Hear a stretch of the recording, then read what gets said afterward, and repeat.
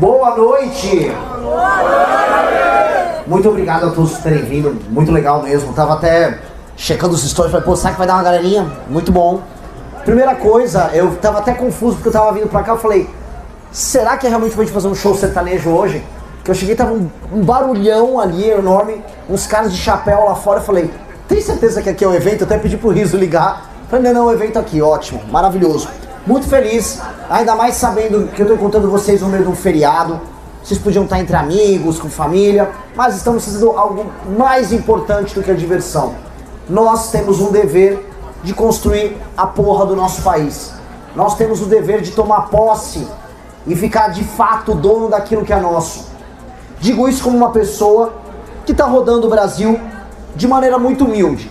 Tô rolando de carro, tô vendo histórias, tô pegando doenças adquiridas através da bebida da água local. Vocês não sabem como foi muito sofrível rodar pelo Maranhão e pegar as doenças gastrointestinais comuns quando você anda em lugares sem saneamento básico, tá? A gente aprende que essa história de saneamento básico, ela é muito complicada. Você se infecta rapidamente. E foi sendo, ao longo dessa jornada toda, desde que a gente começou com 01, 02, 06 nas pesquisas, foi sendo um susto e ao mesmo tempo um privilégio.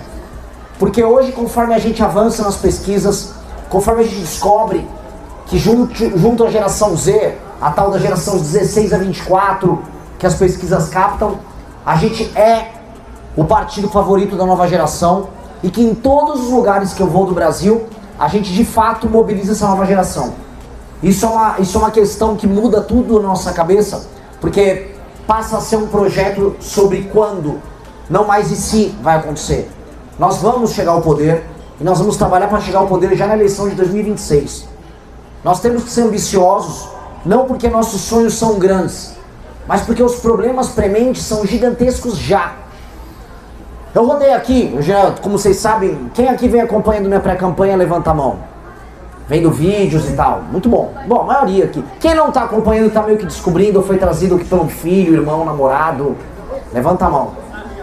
Alguns. Muito bom, ele foi, seu namorado te trouxe?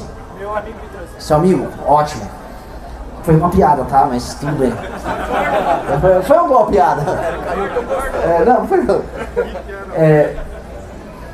Ok, foi uma piada ruim, mas... O quem tá vendo, tá acompanhando, nós percebemos através dos vídeos que nós vamos fazendo, da discussão que a gente tem com as pessoas, os problemas locais e as prioridades locais. E entender a alma de cada um. Eu entendi a alma do povo do Ceará, os problemas do Ceará, os problemas do Rio Grande do Norte, as diferenciações que a gente precisa fazer. Quando a gente fala muito sobre Nordeste, né? Tô falando aqui em Santa Catarina porque existe quase na cabeça das pessoas quando entendem o debate público uma oposição clara entre Santa Catarina e Nordeste, certo? Existem essas discussões, isso está presente no debate público. E quando fala assim Nordeste, as pessoas falam assim, o Nordeste como um todo. O Maranhão é profundamente diferente do Ceará e assim, as diferenças são tão grandes, que nem dá pra dizer que o Maranhão pertence ao Nordeste, dá pra dizer que é mais próximo do Pará do que do Ceará, por exemplo. Mas por que eu digo isso? Porque quando a gente olha vocês e os problemas de vocês diante da federação, existe uma questão muito diferente da deles. Seja do cearense, seja do maranhense, seja do carioca. Vocês aqui em Santa Catarina, esse é o eixo da discussão da viagem toda que nós vamos fazer aqui. Vocês não são reconhecidos como brasileiros. O Estado brasileiro só descobre vocês na hora de cobrar imposto de vocês. O Estado brasileiro gosta disso. O Estado brasileiro também gosta de mandar seus funcionários públicos que recebem seus super salários para as praias da região aqui de Santa Catarina, do litoral, para vir curtir uma festa. Ele coleta teu imposto, ele vem festar por aqui, ou seja no carnaval, seja no Réveillon, e depois ele te trata como um cidadão de segunda categoria, que tem como função social trabalhar e calar a boca. Vocês não foram retratados na abertura da Copa do Mundo, alguém se lembra? Vocês também não foram retratados, percebam, na abertura das Olimpíadas. As novelas nunca vão retratar vocês. Vocês são um burro de carga. Vocês são um bicho que tem que trabalhar, eu volto a colocar, e calar a boca. E toda vez que vocês tiverem uma opinião, vocês serão taxados de supremacistas, de racistas, certo? e de tudo que é pior. Vocês são tratados como, vocês são os nazistas lá. Paga a conta aí, o nazista, e fica quieto. Esse é o quinhão que cabe a vocês. A federação quer isso de vocês. Não há um reconhecimento, seja um reconhecimento cultural simbólico, ou seja um reconhecimento em termos de infraestrutura, investimento nas estradas de vocês, por parte do Estado brasileiro. Há um silêncio sobre o sucesso catarinense. É um sucesso que aconteceu através do trabalho dos seus pais e avós, muitos deles imigrantes, que vieram para cá e se construíram a despeito do Estado, a despeito da perseguição que o Getúlio Vargas fez contra eles. E eu sei, quem conhece, quem é filho de imigrante italiano e alemão, e mesmo japonês, que em São Paulo aconteceu isso, sabe muito. E vocês, sem que os outros percebessem muito, tocaram a sua vida, geraram sua emancipação, recebem agora migrantes e imigrantes, e ainda assim, quando resolvem levantar o dedo, ei, eu tenho uma opinião para dar. Cala a boca, Catarina. Cala a boca, seu catarinense. Isso não pode mais ser aceito. Isso não pode ser aceito. A gente é obrigado a respeitar a opinião dos caras que vêm de fora. Sim, esse caso é o tipo, vocês, se vem um cara de fora que vem arrumar um emprego aqui, vocês têm que, e se discordar, você tem que calar a boca, senão você vai tomar um processo. Onde nós vamos chegar nisso? O modelo federativo brasileiro, e eu precisava rodar o Brasil todo e vou continuar rodando. Eu vou passar por aqui, e aí eu vou para o Espírito Santo, do Espírito Santo eu vou para Goiás, de Goiás eu vou para o Amapá, do Amapá eu vou para o Pará. Está me ensinando muito sobre o verdadeiro problema concreto na alma do Brasil. O Brasil é uma federação fictícia, o Brasil é uma federação que não funciona.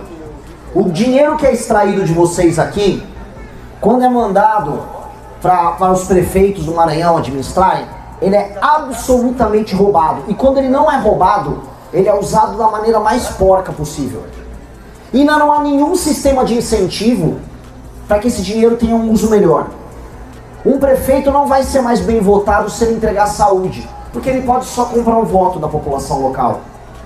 Um governador, seja no Piauí, seja no Amapá, seja no Pará, ele não tem nenhuma obrigação em aumentar a atividade econômica do Estado para não depender tanto dos recursos que são coletados em estados como o de vocês, simplesmente porque ele pode comprar os seus eleitores, ele pode executar emendas, ele pode tocar uma operação gigantesca de Caixa 2. Eu descobri que estados brasileiros inteiros são operações inteiras de Caixa 2. Municípios inteiros não têm razão de existir. E o problema é que essa conta começou a chegar e vocês todos estão percebendo que ela começou a chegar. Os impostos que vocês estão pagando estão aumentando e vão continuar a aumentar. Os juros bancários que sustentam o Estado perdulário vai continuar alto e não há expectativa de queda, muito pelo contrário. Se não passar as reformas que a gente está falando que vai fazer, da PEC daquele deputado japonês lá de São Paulo, que foi o único que teve coragem de entrar com a PEC mais impopular de todas, mas entrou. Se não passar isso, o Brasil quebra. E aí ou é inflação ou é juros, você escolhe, o seu dinheiro perde valor. E por que vocês estão começando a perceber isso? Porque o modelo está ruindo. O modelo de país baseado em extrair dinheiro de quem trabalha e jogar para uma classe política parasitária que administra os lugares menos produtivos não vai dar certo. E ou nós resolvemos ele, e resolver ele só tem um caminho, que é fazer toda a federação gerar resultado, que é eliminar a classe política parasitária, que é eliminar o judiciário parasitário, ou a federação vai acabar. Eu estou falando sério. As pessoas cada vez menos percebem sentido na ideia de Brasil. E eu defendo a ideia de Brasil. O lugar, inclusive, de todos os estados que eu mais rodei, que eu mais vi bandeira do Brasil na frente das casas, foi aqui. O lugar que os outros dizem que é separatista. Não, os caras são separatistas. É o lugar que mais tem bandeira do Brasil. É um lugar que, errando ou acertando, eu sei que teve muita gente que errou, tentou articular uma ideia de patriotismo. Aqui. E percebam que mesmo com essa construção, vocês ainda não são ouvidos.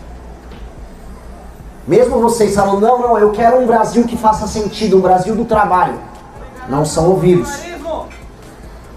Nós precisamos, e esse é o projeto, construir a ideia de um Brasil de vocação imperial.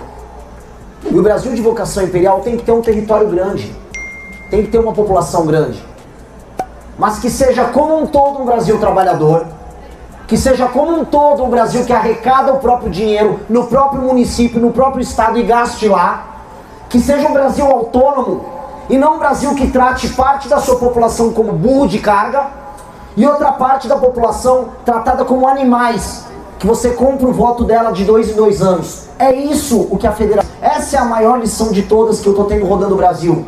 E isso é desesperador. Porque de todas as opções políticas para a eleição de 26, todo mundo sabe falar. Tirando o Lula, que não está falando nada, ele fala de pé de meia. Não, o Xandão é um problema, e óbvio que o Xandão é um baita problema, e óbvio que a gente vai ter que botar o judiciário dentro da caixinha dele de volta. Mas o problema brasileiro, o problema na alma do Brasil, o problema que foi gestado ao longo das últimas décadas, o problema que está deixando vocês mais pobres, o problema que ameaça tornar o modo de vida de vocês um modo de vida obsoleto, superado, porque talvez as cidades de vocês se pareçam cada vez mais com as cidades de São Paulo, que foram sendo corroídas porque São Paulo estava no meio do caminho. Vocês poderão ver o modo de vida de vocês corroído. Isso começou a bater na porta de vocês. A escolha dos pais de vocês, que eu tô vendo pessoas mais novas aqui, mais novas que eu na minha idade, a escolha dos pais de vocês, a escolha desesperada deles, foi optar pelo Bolsonaro. E aqui eu vou começar a falar de maneira generosa. Eu votei no PSDB quando era mais jovem. Na primeira eleição para presidente que eu votei, eu tive que votar na múmia do José Serra. Mas eu votei com gosto naquela múmia. Não, a melhor múmia que eu tinha era o PSDB contra o PT. Depois votei no Alckmin, depois votei no Serra de novo, depois votei no Aécio. As pessoas tiveram esperança até no PSDB. Quando o Bolsonaro apareceu, ele pegou, segurou uma bandeira do Brasil e disse: vamos acabar com esses vagabundos aí, tá ok? O que a galera começou a imaginar? Em cada lugar o vagabundo significava uma coisa. Para alguns vagabundos eram os políticos, para outros vagabundo era assaltante, para outros era o judiciário, para outros era o professor de esquerda da faculdade, cada um imaginava o seu vagabundo. No fundo, vagabundo algum foi pego. Mas a geração dos teus pais comprou aquela luta, porque ela começou a perceber algo que eu estou falando aqui com vocês, que o modelo de Brasil começou a ruir. As pessoas foram às ruas em 2013 ver isso. As pessoas começaram a sentir um mal-estar. Quando a gente derrubou a Dilma, o mal-estar estava aumentando, e o mal-estar não está diminuindo. Então, por mais que os seus pais erraram e optar por um líder fraco, e o Bolsonaro é um líder fraco por excelência, os seus pais estavam tentando enfrentar a luta que tinha com as armas que eles tinham à disposição. Veja, volta a colocar, eu votei no PSDB em 2002. Eu queria ajudar o Serra em 2010 a ganhar lá da Dilma. Todo mundo tem suas tentativas desesperadas. Só que vocês são outra geração. Vocês são a geração que percebeu que a geração dos teus pais foi em grande medida enganada por uns dinheiristas do bolsonarismo, por uns caras que querem vida boa, casa boa, quer comprar carrão, quer andar de avião, quer andar de helicóptero, sendo funcionário público. Que é isso que é o bolsonarismo. Eles são políticos que querem ter vida de grande empresário, querem encher o rabo de dinheiro, querem estar no mandato de deputado estadual, como era o meu oponente Flávio, fazendo rachadinha, que é se apropriando do salário dos próprios funcionários, 90%, 80%, 70% dos salários dos funcionários para comprar casão. Compraram mais de 50 imóveis. E aí mandaram o Carluxo aqui para Santa Catarina para representar vocês, e muita gente vai votar. Para Bahia, para tirar senador do PT da Bahia, não foi. Para Amapá, não foi. Ele vem para cá. Porque eles ainda acham que é fácil enganar os pais de vocês. A questão nossa é, os seus pais não estavam errados em querer lutar. Eles só tinham um líder errado. E ao longo da história humana, muitas lutas corretas foram destruídas por líderes errados. Quando a gente montou o nosso partido, a gente falava... Alguém aqui acompanha as minhas lives? Levanta a mão. Já viram falar que a questão da liderança e da troca geracional? Nós temos que formar uma elite. O que significa formar uma elite? Não, isso aqui não é um curso do Pablo Marçal. Eu não quero fazer todo mundo ficar com mindset milionário e porque ser elite é ser rico. Não. Um jornalista Um jornalista que trabalha na Folha de São Paulo é mais elite do que o velho da van. Vocês entendem isso? Um jornalista ou um professor universitário na UFSC tem mais influência no pensamento brasileiro do que o velho da van, por mais rico que o velho da van seja. Ser elite significa estar nas posições que formam o imaginário, que decidem como as leis são feitas, como as pessoas pensam as coisas. Ser elite significa estar no topo, de onde irradiam as ideias, os comportamentos, as normas, os tabus. Vocês entenderam isso? Melhores. Então, exato. E quando você tem os melhores ocupando a elite, nós temos uma aristocracia. Então, quando nós formamos um partido político, era muito mais do que apenas um instrumento para nós chegarmos ao poder elegendo as pessoas certas.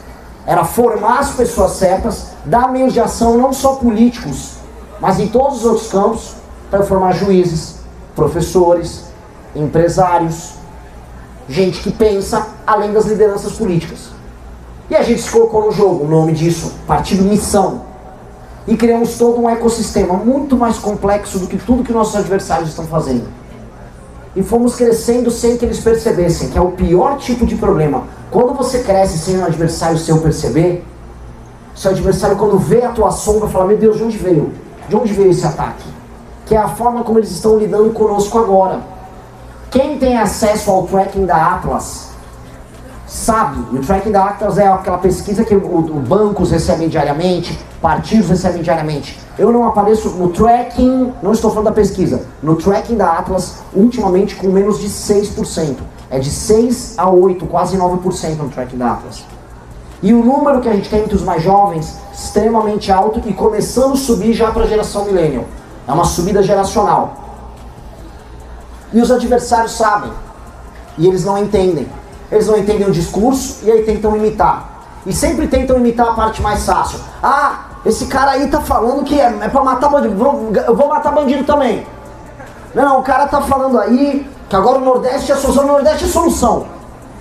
Agora, ninguém quer imitar o discurso que nós falamos sobre a reforma administrativa, que torna inelegível o prefeito que não cumpre meta, porque eles são dos partidos dos prefeitos que compram voto e não cumprem meta. Eles não vão imitar isso. Eles não vão nunca imitar a coragem de fazer uma reforma profunda no Estado brasileiro, que essa é a verdadeira guerra civil do Brasil. Essa é a verdadeira guerra que a gente tem que travar. É a guerra contra as falsas elites que administram essa montoeira de cidade rural do Brasil. É a guerra contra os pilantras do Centrão, contra aqueles comedores de prostituta que recebem o dinheiro de emenda, desviam, enganam as pessoas, enriquecem e casam com prostitutas, e compram carros e vivem uma vida que eles não têm o direito de viver. Tudo com o seu dinheiro. É um tipo de ladrão mais assintoso do que aquele corrupto óbvio.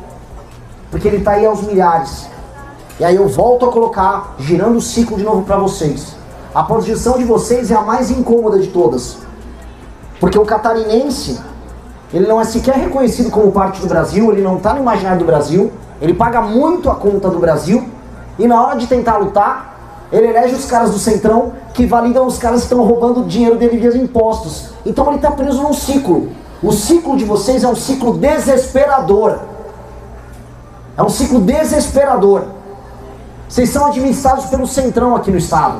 Sejamos honestos. O Jorginho agora ele é de direita. Ele teve com a Dilma anteriormente. É um cara do Centrão que agora, eu sou conservador, não sei o quê. A pauta, eu vou ter que rodar aqui o Estado, vou dar muitas entrevistas, a pauta para muita gente aqui em Santa Catarina é, não, e o STF? Meu amigo, óbvio que o STF é um problemaço que a gente vai ter que peitar. Primeiro que o Flávio, que é o nome desse caso, nunca vai peitar, porque o Flávio depende até o resto da vida dele do Gilmar Mendes. E eles são aliados do STF, como sempre foram, e fingem brigar com o STF. Mas dito isso, todos os outros problemas, como as estradas de vocês que não andam porque vocês dependem de repasse federal, um Estado pujante que não tem ele próprio como Estado dinheiro para fazer as próprias rodovias, dependem, tal qual o Maranhão, tal qual o Piauí, do governo federal fazer isso. Esse Estado definitivamente tem que despertar para os seus próprios problemas e entrar na briga do Brasil com seus senadores, não mais falando apenas em como eles vão defender o Bolsonaro, com seus deputados não só se colocando como soldados da família Bolsonaro, mas soldados de Santa Catarina, representando o povo que trabalha daqui e o povo que trabalha de todo o resto do Brasil. Porque se tem uma coisa que vocês são, é um povo que deu certo na base do trampo, na base do trabalho. E isso pode inspirar pessoas de todos os outros lugares do Brasil. Eu tive numa das regiões mais produtivas ali do Maranhão, a região de Balsas, região do Sul, que é um monte de gaúcho e catarinense. Vocês colonizaram junto com a gauchada boa parte do centro-oeste. Vocês são um povo trabalhador e esse tem que ser o espírito. Vocês têm que lutar e eu tô aqui como um soldado desta causa. Que esta é a causa que tem que pegar e levantar as pessoas ao redor do Brasil. O Brasil que trabalha e produz tem que se levantar, olhar para todos os filhos da puta que vivem como sanguessugas, os desviadores de emenda, os canalhas do centrão, os privilegiados do judiciário. É se levantar e falar, agora a gente vai jogar um jogo, agora eu vou pro pau. E ir pro pau significa fazer o seu dinheiro ser respeitado. Quem paga a banda escolhe a música, não se esqueçam disso. Fazer os estados que estão hoje arrecadando pouco e vivendo do dinheiro de vocês terem líderes que se comprometam com conseguir bater metas e atingir resultados, que hoje isso não acontece. A função hoje a função primária do governador do Maranhão, essencialmente é chegar com o Pires no governo federal e falar, me dê papai, me dá dinheiro. Mesma coisa do Amapá, mesma coisa dos outros lugares. E aí os seus representantes aparecem lá e falam, soltem o mito. Tá desproporcional, galera. De um lado o cara tá indo pegar dinheiro e do outro você falou, tá, mas eu amo o Bolsonaro. Meu amigo, o jogo não é esse. Vocês têm que se reorientar no jogo. E eu trago aqui um instrumento para essa reorientação. Eu podia vir aqui falar com vocês da guerra contra o crime organizado, mas o maior problema de vocês não é o crime organizado, ainda. Eu poderia falar para vocês o que nós vamos fazer em matéria econômica, mas o problema econômico não é o maior problema de vocês, ainda. Eu vim aqui falar com vocês de pacto federativo e do papel de Santa Catarina nesse jogo, porque este é o seu maior problema. Só que ele é um problema silencioso, que demanda um raciocínio um pouco mais complexo. Só que se vocês entenderem que é esse o seu raciocínio, vocês podem fazer uma revolução. E eu tô aqui para isso. Eu tô aqui para armar vocês para a revolução. Eu montei um partido, eu tenho as pessoas, eu tenho uma instituição, eu tenho as ideias, eu tenho a coragem de rodar o Brasil falando isso. Eu vou pro povo do Maranhão e falo, galera, estão roubando vocês aqui, são os seus políticos, esse dinheiro veio do governo federal, veio dos outros estados, não sei já quem viu os vídeos, eu sempre dou o exemplo, o dinheiro do político que tá te roubando, não é que ele veio do governo federal, ele não veio do bosta do Lula, o bosta do Lula não pagou porra nenhuma, esse dinheiro, ele veio de São Paulo, Santa Catarina, ele veio do Paraná, ele veio de Goiás. Tiraram o dinheiro de outras pessoas para um vagabundo desviar a emenda aqui. E isso não pode ser perdoado, porque foi um sacrifício feito, foi um suor de outras pessoas, foi retirada por um vagabundo enfiar o dinheiro no bolso, roubar, desviar, aí compra o Tribunal de Contas, como acontece em muitos estados, compra um judiciário local. Quem não viu as conversas estranhas do Alcolumbre, presidente do Senado, com o Tribunal de Justiça do Amapá? Todo mundo comprado e mancomunado. E o ódio tem que fluir nas veias de vocês. Que esse é o verdadeiro inimigo. Esse é o verdadeiro inimigo. Ah, mas a esquerda é parte disso, mas ela é menor do que isso. As leis penais no Brasil e a alteração do pacto não passam por culpa da esquerda? Também por culpa da esquerda. Mas esses caras são os maiores beneficiários. E mais, alterar a dinâmica que destrói esses caras torna a esquerda ainda menor.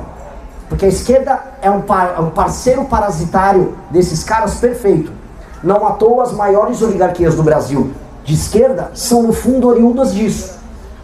É só pegar o Sarney, é só pegar o Família do Dino, e talvez um exemplo mais claro de todos, que é o João Campos, que é uma família escravocrata lá de Pernambuco, que se tornou progressista. Eles são escravocratas e progressistas, e se vocês aqui descontarem, não, vocês são nazistas, vocês não podem reclamar. Ele pode ter escravos, a família dele pode ter fazendas oriundas daquele período, mas vocês, se reclamarem, vocês são nazistas. Se isso aqui não fizer a raiva fluir dentro de vocês, e vocês redirecionarem essa raiva para uma ação política certa, vocês vão ficar permanecendo nessa seguinte posição: trabalhando muito, ralando, vão comprar uma casinha, talvez compre um carro novo, não vão ser representados em nada, não vão decidir nada no Brasil. Se reclamar, serão nazistas. E aí vão ver, aos poucos e lentamente, o mesmo governo federal que te rouba, alterando o modo de vida de vocês, alterando a dinâmica de vocês, vendo as suas cidades se alterarem, vendo os moradores de rua aumentarem, a qualidade de vida caindo, até que viver aqui vira uma merda e eles finalmente vão falar, viu? Esses caras também são brasileiros. E aí o ciclo está encerrado. Assim eu encerro minha abertura aqui. Acho que o Arthur tem que falar também, né? Os demais vão falar.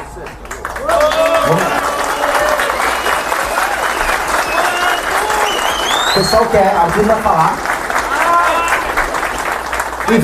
E aí vamos abrir para perguntas também depois, fechado? Muito obrigado, galera. Valeu.